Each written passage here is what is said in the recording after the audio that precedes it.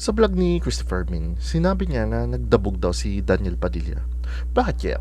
Tara at ito ipapakita ko sa inyo kung anong sinabi niya.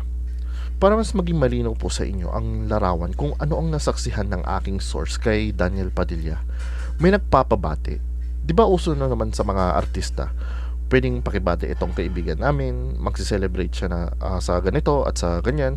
Si Catherine nilapitan, okay si Catherine. Si Daniel, nagkamot ang ulo at nagdabog para bang sinasabi niyang ano ba naman yan? Pati ba naman pagbati kami pa? Sabihin na po nating si Daniel ay pagod na pagod nung panahon na iyon.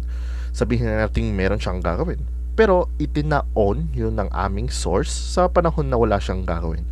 Nag-pack up na. Ano ba naman yung ilang segundo na happy birthday? Yun, kitang-kita ng aking source kung paano nagkamot ang ulo, nagdadabog at takasimangot. Anong sinabi ni Catherine? Let's do this na. Short lang naman. Ang akala siguro ni Daniel, ang mga ganyang kwento ay hindi rumorolyo, hindi gumugulong, hindi nagpapalipat-lipat ng bibig. Okay, so ayun nga, nagdabog at nagkamot ng ulo si Daniel dahil mayroon daw nagpapabati. Siguro kung pagod na pagod siya, pwede ko parang maintindihan. Pero wala naman daw ginawa eh.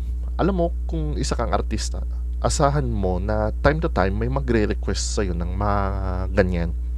Wala ka sana sa pwesto mong yan kung wala kang fans, di ba?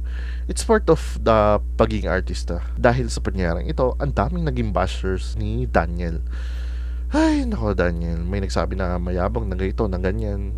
Anyways, yan ang balita ko sa rin. Ako si JP, Showbiz Reporting.